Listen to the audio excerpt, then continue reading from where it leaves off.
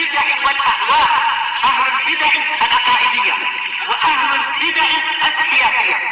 نقول بيننا وبينكم السلف، بيننا وبينكم الكتب، كان فيقول البدع بيننا وبينكم.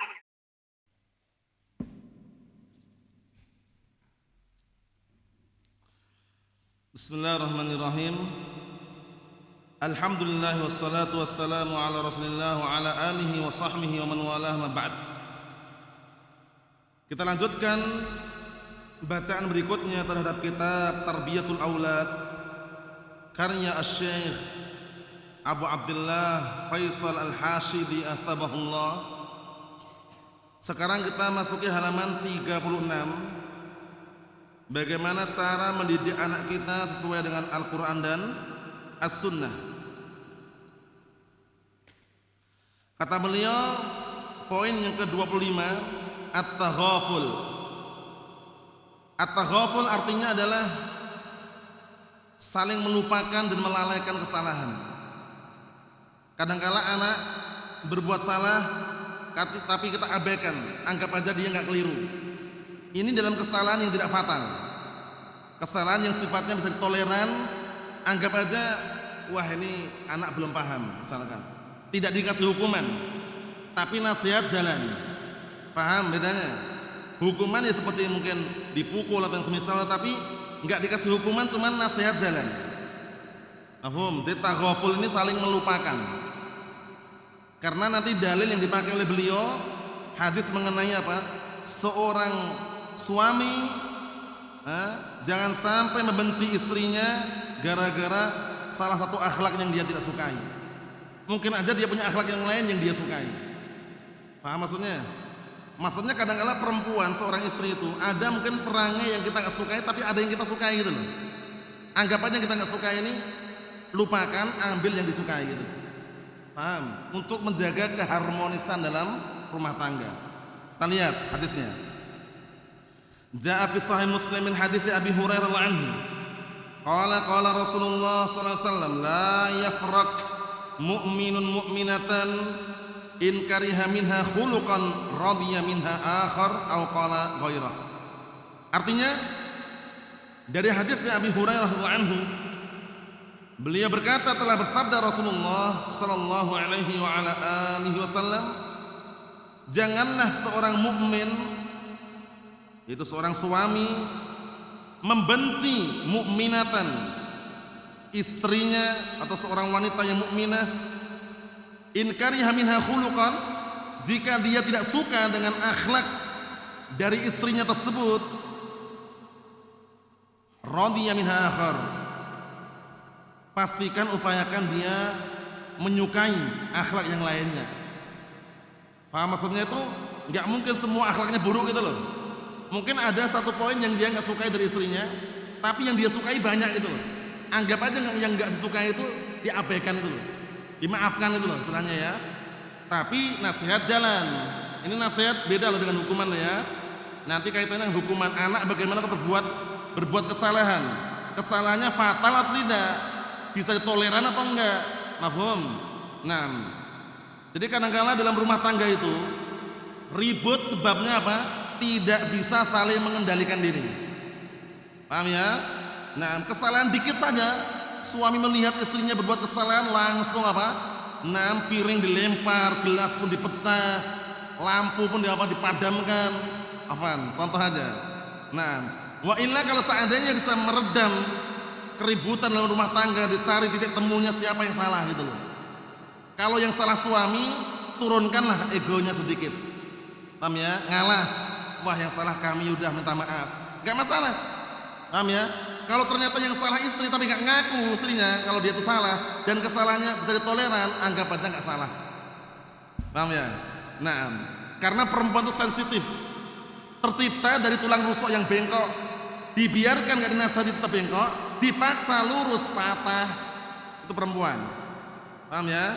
Makanya kata Rasulullah SAW apa? Istausu binisa'i khaira. Nasihatilah para wanita dengan cara yang terbaik. Fa inna khuliqat min dila'. Karena perempuan itu diciptakan dari tulang rusuk yang bengkok. Kalau dibiarkan tetap bengkok, gak dinasihati tetap bengkok. Tapi kalau dipaksa lurus patah. Paham? Sensitif sekali. Biasanya kalau perempuan-perempuan sensitif itu biasanya digertak dikit sama suaminya nangis dia. Nanti caranya untuk biar dia nggak nangis lagi, suaminya lah yang bujuk. Maksudnya gini, hadis ini menjelaskan kepada kita, janganlah seorang suami benci dengan istrinya disebabkan karena salah satu akhlak yang ada pada dirinya, yang dia melihat ada akhlak yang lain pada istri itu yang lebih baik dan juga banyak yang baiknya. Paham ya? Anggap aja yang dia nggak suka ini nggak ada gitu loh. Ambil yang baik semuanya gitu loh. Untuk apa? Agar di dalam rumah tangga itu terjadi hubungan yang harmonis, romantis, dinamis, sakinah, mawaddah, warahmah. Paham? Ini berat loh, sulit loh kadang ya. Karena tipe orang itu beda-beda gitu loh. Paham ya? Ada yang suaminya itu lembut, istrinya keras. Ada yang istrinya keras, suaminya apa? Naam keras, istrinya lembut. Sehingga saling apa? Saling kompak, pengertian dan saling mengendalikan diri. Mafhum? Ada yang tipenya dikit-dikit cerai, anti tolik. Gara-gara masak gosong aja anti tolik. Bayangkan itu. Istrinya masak nasi gosong, suaminya langsung anti tolik, kamu tak ceraikan. Pulang ke rumah ibumu sana itu. Ada tipe-tipe seperti itu. Padahal bisa toleran kesalahan itu, anggapannya gak gosong itu selesai. Nah, gara-gara masak makanan kemudian kurang garam aja, ributnya luar biasa. Langsung piring dibanting, gelas dipecah. Paham ya? Anggap aja garamnya sudah ada gitu aja. Ditoleran gitu maksudnya tuh tidak sabar gitu loh. Paham ya? Karena dia masih punya akhlak yang baik yang kita sukai gitu loh. Paham? Kita memang gak suka kalau masakan kurang garam, kurang enak, memang kita gak suka. Cuman kita toleran gitu loh. Mungkin dia kurang tepat dalam memberi garam, atau intinya mungkin lagi banyak pikiran. Yang jelas kita harus paham di situ. Paham? Ini kaitannya dengan hadis tadi itu. Jadi kalau ada akhlak yang kita nggak sukai dan ternyata dia menjumpai akhlak-akhlak yang lain yang lebih baik dan lebih banyak yang kita sukai, anggap aja yang kita nggak suka itu nggak ada. Sehingga kita mandang istri kita baik-baik saja. Paham? Nah, karena perempuan yang salehah, taat dengan suaminya, itu perhiasan dunia yang paling berharga. Datang dalam hadis yang sahih riwayat Muslim, hadisnya Abdullah bin Amr bin As radhiyallahu anhuma, ad-dunya mata'un wa khairu mata'iha al-mar'atu salihah. Dunia itu adalah perhiasan dan sebaik-baik perhiasan dunia adalah perempuan yang salehah. Lihat itu. Perempuan salehah itu taat dengan suaminya, mengerti apa yang diperlukan oleh suaminya selama suaminya di atas sunnah. Mafhum? Nah, intinya saling pengertian dan pastikan bisa mengendalikan diri. Kita lihat ya tambah jelas karena hadis ini dipakai untuk apa? Istri dan untuk anak juga. Bagaimana cara mengendalikan diri intinya ketika ada kesalahan dari istri atau dari anak. Qala asy-syarihu asbahullah Asy-Syaikh Faisal Al-Hashimi fil hadithi ma yadullu ala taghafuli an ba'dil akhta' allati tahsul min az-zawjah wal aulad min babi aula. Ana artikan di dalam hadis ini ada pendalilan yang menunjukkan bahwasanya apa? Yang menunjukkan bahwasanya taghaful, kadang-kala kita harus taghaful, saling melalaikan, saling melupakan dari sebagian kekeliruan yang muncul dari istri, terlebih-lebih lagi anak. Karena anak masih kecil, istri walaupun sudah besar, sudah dewasa, sudah paham, tapi kadang-kadang kesalahan yang bisa ditoleran gitu. Seperti contohnya tadi itu, masak kebanyakan garam, kita nggak suka memang. Kalau kita ribut itu pasti ngomel-ngomel, pasti ribut. Yakin itu. Masak raiso, masak gini garamnya 1 kilo misalnya. Akhir ribut gitu. Contoh aja, paham ya? Anggap aja nggak ada garamnya gitu aja, udah tenang. Paham ya? Nanti kita makan yang ada gitu. Nggak usah diomeli sudah. Karena ciri khas Rasulullah SAW itu akhlak beliau luar biasa. Jadi ketika ada makanan beliau apa? Nama ta'aman qat. Beliau nggak pernah mencaci maki makanan itu. In istahahu akalahu wa in karihahu tarakah. Jika beliau pengen makan, dimakan sama beliau kalau beliau senang. Jika beliau nggak suka, ditinggalkan, nggak dicacat. Paham ya? Itu yang perlu kita contoh. Jadi kadang-kala misalkan istri kita masak ya kan kurang garam, nah anggap aja garamnya ada itu. Kalaupun nyindir dengan cara yang halus, kurang garam misalnya kita sindir dengan cara yang halus, ini masakannya kok kelihatannya kok manis kok gak asin ya, gitu. Paham ya? Dengan sindiran yang apa? Yang manis saja. Kelihatannya kok manis kok kurang asin. Dengan cara yang bagus lah, baik gitu. Jangan sindiran yang sifatnya menjatuhkan itu. Sudah rasanya kebanyakan garam dijatuhkan lagi. Masa kasih garam 1 kilo? Allah musta'an. Contoh aja, Allah musta'an. Ini contoh aja. Kadang-kadang terjadi seperti itu sebagian orang. Pastikan bukan kita lah, paham ya? Bukan kita. Nah, kita lihat sini. Terlebih-lebih lagi kalau anak, anak berbuat kekeliruan dan tidak fatal, bisa ditoleran. Anggap aja dia nggak salah itu, sehingga dia tidak kena mentalnya. Paham? Itu penting loh. Kadang-kadang harus seperti itu memang. Dimaafkan gitu. Laisa ihmalan, bukan berarti menyia-nyiakan, bukan berarti nggak peduli. Wa innama tarbiyatu tahtaju khutuwatin. Akan tetapi mendidik itu perlu yang namanya langkah-langkah.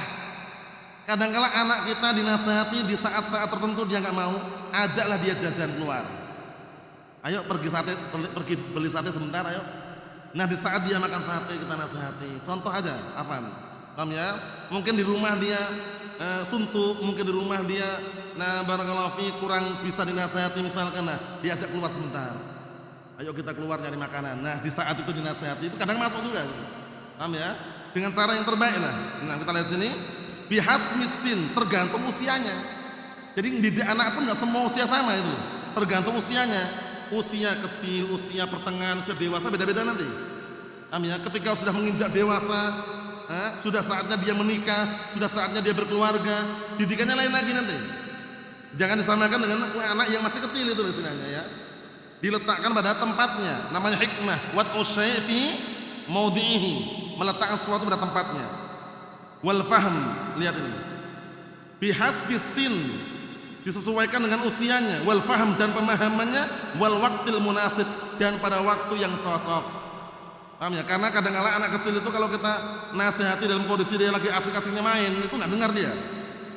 Bener, nasihati lagi asik-asiknya main itu nggak dengar. Nah kalau kita nggak bisa mengontrol, nggak bisa mengkondisikan ke anak kita, bawaannya marah gitu loh. Akhirnya udah anaknya dipukul, dibanting. Paham ya? Afan ya, contoh aja. Nah seperti itu dikondisikan, lagi main ya biar main dulu. Selesai main, nah dinasihati. Ini kesalahan yang bisa ditoleran loh ya. Kesalahan yang tidak fatal. Kalau fatal jangan ditunda-tunda lagi, tegur langsung. Kalau fatal, paham ya? Nah, kita lihat sini. Wa man rama ta'dibal aula jumlatan nafarat nufusuhum, lihat nih. Barang siapa yang ingin mendidik anak langsungan gitu, secara total, jadi pengennya didikannya langsung berhasil gitu, niscaya diri-diri mereka akan lari. Karena anak itu nggak bisa langsung menampung semuanya gitu, nggak bisa, dikit-dikit. Misalkan ada anak kita, dia kan belum terlalu paham sekali kan. Memang paham, gambar makhluk nyawa itu haram, paham dia. Cuman dia kadang iseng-iseng gambar, ya kan? Gambar apa? Boneka, terus kemudian dikasih kepala, walaupun belum semuanya itu. Kita katakan ini nggak boleh, ini haram. Nah, setelah itu nama dia dihapus. Paham maksudnya? Nggak perlu dihukum dulu, nasihat dulu. Paham ya? Nah, misalkan besok ngulangi ya, baru ada nanti yang lebih tegas lagi. Caranya gitu. Tapi anak barakallahu fi, kalau didikan di awal permulaan itu nggak salah, insya Allah berikutnya nggak salah. Ingat-ingat, penyesalan datang di akhir, bukan di awal. Paham ya? Makanya pastikan kita tidak menyesal di kemudian hari, walaupun di awal sempat menangis. Paham ya? Mendidik anak kita. Paham ya? Karena apalagi sekarang zaman yang penuh dengan teknologi canggih ini, kalau anak kita tidak kita didik dengan cara terbaik, dibiarkan megang HP Android secara bebas, barakallahu fik, rusak. Sudah kita lewati dulu kan, HP Android ini bagi anak bagikan apa? Pisau. Anak kan nggak paham pisau itu apa gitu loh. Dia gunakan main-main untuk nusuk dia sendiri. Meninggallah anak tadi. Artinya gini, HP Android, anak-anak kecil yang belum paham dia gunakan untuk keinginan dia, mungkin buka game, buka sesuatu yang tidak diinginkan, akhirnya merusak diri sendiri gitu loh. Mafhum? Belum saatnya. Itu penting sekali. Nah, ada juga orang yang konslet, anaknya konslet. Gara-gara apa? Main game. Kecanduan akhirnya konslet matanya. Tahu konslet maksudnya?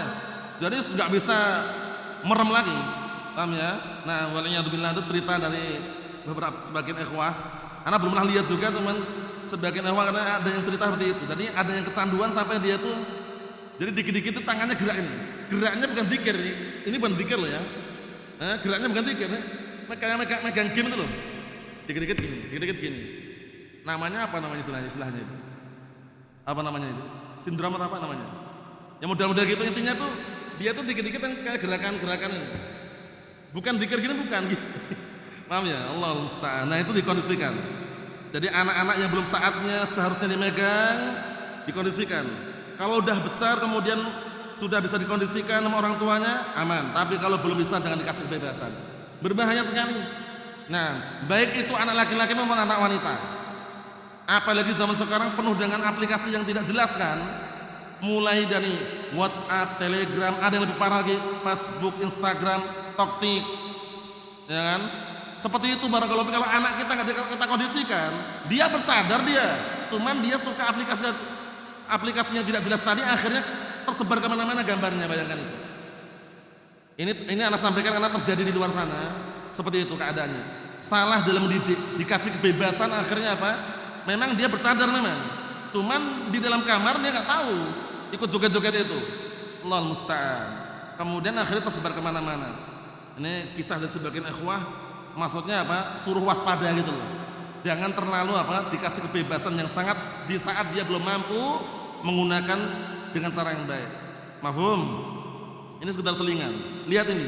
Barang siapa yang ingin mendidik anaknya secara totalitas, niscaya akan lari jiwa-jiwa mereka. Wasta'sau alam rabbihim, dan niscaya mereka akan apa? Akan durhaka kepada pembimbingnya. Kalau kita dengan cara yang ekstrim, yang keras, yang tidak dengan cara yang terbaik, malah dibimbing malah ngeyel dia. Kadang malah nyepelekan. Nah, ini pentingnya juga kadang-kala kalau kita membimbing seorang anak, paham ya? Nah, kadang kita main-main, kadang kita serius, itu harus. Paham ya? Jangan tipenya main terus sehingga anak itu kadang kalau kita didik malah dikira kita main-main itu. Paham maksudnya? Nah, makanya kadang-kala orang-orang besar itu kalau berteman dengan anak-anak kecil, yang dia kadang-kala nggak tegas, itu sama anak kecil bisa pelekan. Tapi bagaimana caranya? Kadang main, kadang serius. Sehingga di saat-saat serius dia paham kalau itu serius. Paham? Seperti itu. Bukan berarti nggak canda, bukan berarti nggak senyum. Tetap senyum dan canda, tapi pada waktunya. Lihat ini. Kalau pengen semuanya yang berubah langsung nggak bisa. Wasta'sau alam rabbihim, niscaya mereka durhaka kepada pembimbingnya.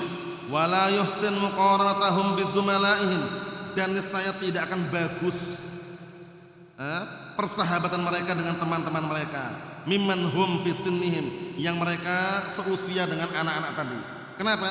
Karena didikan yang terlalu keras tadi, mentalnya kena. Melihat anaknya anak sebulan tuh disayang terus sayang, digendong sama abinya, ya kan? Dikit-dikit disayang. Anak tiap hari di rumah dimarahin terus. Akhirnya dibanding-bandingkan gitu loh. Jadi kadang-kala ada yang perlu serius, hukuman dikasih, kadang-kala ada yang ditoleran, taghaful, anggap aja nggak salah gitu loh. Paham ya? Fungsinya tadi itu, agar tidak kena mental. Au ta'iruhum, atau kamu malah mencaci maki anakmu sendiri. Banding-bandingkan, ngejek gitu loh. Anna fulanan taqaddam alaihim fi amrin min umurid dunya. Ente ini bagaimana? Dinasati bapak ngayal lu, si fulan lu sudah jadi tentara. Anaknya si fulan bin Alan jadi tentara sekarang. Anaknya si fulan bin Alan udah kuliah dia, jurusan teknologi canggih. Paham ya? Dibanding-bandingkan gitu. Jadi dia malah ngejek-ngejek anaknya sendiri bandingkan ke anak orang lain. Ini kena mental kadang-kala. Kita punya anak, kita bimbing cara terbaik. Kadang-kala kalau berbuat kebaikan, kita puji nggak masalah. Masya Allah, barakallahu fiik. Ternyata pintar juga ya. Nah, gitu. Itu didikan sifatnya untuk mengajak dia itu senang gitu loh. Paham ya? Nah, ahsan tabarakallahu fiik, seperti itu. Itu penting sekali. Nah, kenapa? Jangan dibanding-bandingkan dengan anak orang lain yang akhirnya membuat anak kita itu down. Syukuri aja. Selama dia istiqomah, taat dengan orang tuanya, walaupun mungkin agak lemah hafalannya, agak lemah pemikirannya, sabar. Jangan dibanding-bandingkan dengan anak orang lain akhirnya membuat dia takut dan gelisah. Jangan. Kita lihat ini. Paham ya? Apalagi dalam masalah dunia gitu loh. Kalau membandingkan masalah agama masih mending lihat ini. Fi amrin murid dunia, dalam perkara-perkara dunia. Li'annahu mata ajazta nufusahum 'anil lihaqi nasha fihimul hasad wal adawah lah, lihat ini. Dikarenakan kapan kamu lemah, mata ajazat nufusuhum, kapanpun sudah lemah, mulai tidak mampu jiwa mereka menerima 'anil lihaq untuk mengikuti aturan, nasha fihimul hasad, akan tumbuh di diri mereka para anak tadi hasad, iri, wal adawah, permusuhan terhadapnya. Lihat itu. Paham ya? Kalau sudah tidak jelas, menasihatnya keras, kemudian dibanding-bandingkan dengan anak orang lain dalam masalah dunia dan semisalnya, jiwa mereka udah gak nerima lagi, akhirnya apa? Akan tumbuh rasa iri, hasad, dan juga permusuhan. Benci sama orang tuanya, ya kan? Hasad dengan orang tuanya. Akhirnya apa? Dia tidak ada potensi lagi, keinginan lagi untuk apa? Meningkatkan keadaannya. Kita lihat. Bahkan wa'taqadu fi nufusihim an-naqs. Bahkan mereka anak-anak ini yang kena mental ini meyakini bahwasanya ada kekurangan di dalam diri mereka. Berarti anak ini kurang. Akhirnya dia down. Enggak ada apa? Reaksi untuk meningkatkan keadaannya. Karena dibanding-bandingkan anak orang lain tadi. Caranya kita hormati aja, anak orang lain berhasil ya udah, itu memang udah takdirnya. Anak kita urus dengan cara yang terbaik. Kalau cuma dibandingkan dengan perkara dunia itu sahil. Mereka sukses dalam masalah dunia, biarin. Anak-anak kita ini yang sekarang taruhlah sudah menginjak usia sekian usia berbeda-beda. Di saat dia waktunya kerja, kita nasihati. Diarahkan yang terbaik. Paham ya? Bukan kita bandingkan dengan si fulan dengan alam itu loh. Itu loh anak si fulan tuh kerjanya langsung sukses dia. Sepekan 1 M katanya. Wah. Kerja apa kira-kira sepekan 1 M? Ya mungkin kerja yang berat-berat, istilahnya tuh dibanding-bandingkan dengan perkara dunia. Jangan. Wa annahum laysu ahlan lis-su'udil jibal, lihat ini. Akhirnya anak tadi karena kena mental, dibanding-bandingkan tadi itu dengan anak orang lain dalam perkara dunia tadi, akhirnya mereka meyakini bahwasanya aku ini sudah enggak punya potensi lagi untuk naik ke gunung. Paham maknanya? Berarti anak ini sudah nggak ada kesempatan berhasil lagi, down anaknya. Padahal kalau kita di awal permulaan nggak keliru, si fulan itu walaupun berhasil, udah kamu sabar saja. Semoga nanti dimudahkan. Dan sekarang antum pelajari, hafalkan Al-Quran, hafal As-Sunnah. Insya Allah nanti kalau dapat akhiratnya, dunia akan datang. Itu cara dihibur terus. Jangan diiming-imingin dengan dunia, akhirnya apa? Akhirnya lupa. Jangan. Ini nomor 1. Anak kita kalau kita pahamkan tentang akhirat, Al-Quran As-Sunnah, itu nanti masalah dunia tenang dia. Paham ya? Jangan dibanding-banding sepulang udah kerja itu, langsung sekarang beli mobil, beli motor. Kalau itu dibandingkan seperti itu, biasanya membuat anak itu berpikir, kayaknya anak ini nggak mampu untuk naik gunung ini, untuk berhasil nggak bisa. Lah kenapa? Yang tak hafal cuma Al-Quran As-Sunnah lah. Lihat ini. Paham ya? Tapi kalau kita pandai meyakinkan anak tadi itu, hafalkan itu Al-Quran, hafalkan As-Sunnah, pelajari ilmu agama, kuatkan ilmu akhirat, dunia akan menyertaimu. Tenang pikiran. Pokoknya jangan pernah khawatir dengan kefakiran, dah itu aja. Pastikan rezeki dah tercatat dan dah tertera di dalam Lauhil Mahfuz. Kita jalani saja. Oh ini ustadz ringan aja ngomongnya. Ya kita harus sama-sama berjuang. Mau ustadz atau bukan ustadz sama aja. Maksudnya bagaimana? Berjuang untuk menenangkan hati dan menenteramkan pikiran dengan keyakinan bahwa rezeki sudah diatur dari tadi. Paham ya? Jangan takut miskin, jangan takut fakir. Semakin banyak anak, semakin banyak rezeki. Tancapkan di benak kita semuanya. Barakallahu fiik. Enggak percaya, buktikan. Semakin banyak anak, semakin banyak rezeki. Kita lihat di sini. Wa Ahmad menyakunu at-tanafus fi umuril akhirah. Dan yang paling terpuji untuk mendidik anak itu apa? At-tanafus, mengajak berlomba-lomba dalam masalah akhirat. Si fulan udah hafal Al-Quran, gitu caranya itu. Akhirnya anak kita semangat hafal Al-Quran. Jangan si fulan tuh loh kerja sepekan 1 M itu. Akhirnya dunia kan yang diarahkan. Jangan. Kalau untuk mendidik anak kita, lihat tanafus fil umur akhirah, berlomba-lomba dalam masalah akhirat, perkara akhirat. Kal muhafadzah 'ala sholati fi waqtiha, seperti menjaga salat pada waktunya. Wa hifdzul Quran, dan menghafal Al-Quran. wa silaturrahim, dan menyambung hubungan silaturahmi wa nahwu dzalik. Qala Ibnu Wardi rahimahullah, wa taghafal an umurin innahu lam yafuz bil hamdi illa man ghafal. Artinya, dan salinglah melalaikan dari beberapa perkara yang sesungguhnya kadang-kala tidak akan mendapatkan pujian kecuali orang yang melalaikannya. Maksudnya gini, maksudnya kadang-kala ada kesalahan kekeliruan dari anak kita atau istri kita yang bisa ditoleran, maafkan sudah, anggap aja dia nggak keliru, karena dengan itu nanti akan terjadi kebaikan itu. Mafhum? Kecuali kalau kesalahannya fatal. Itu syahid daripada pelajaran kita pada malam hari ini mengenai mendidik anak. Ternyata beliau ambilkan hadis yang lafadznya tentang suami dan istri, tapi tidak salah juga kalau diterapkan pada anak. Kadang-kala kita harus at-taghaful, saling memaafkan, saling melupakan kesalahan dalam rangka untuk menjaga kerukunan dalam rumah tangga. Mafhum? Menjaga agar anak itu merasa disayangi dan anak tersebut merasa tidak terkena kekerasan, sehingga dia merasa tenang dengan keluarganya, dengan bapaknya, dengan ibunya, dan yang semisalnya. Nasallahu as-salamata wal afiyah. Yang berikutnya insyaallah pada pertemuan yang akan datang, karena berikutnya ini agak panjang juga mengenai pendidikan anak juga, mengenai sholat, dan juga kalau sudah usia 10 tahun boleh dipukul kalau tidak mau sholat dan yang semisalnya. Wallahu a'lam bissawab. Nasallahu as-salamata wal afiyah. Alhamdulillah.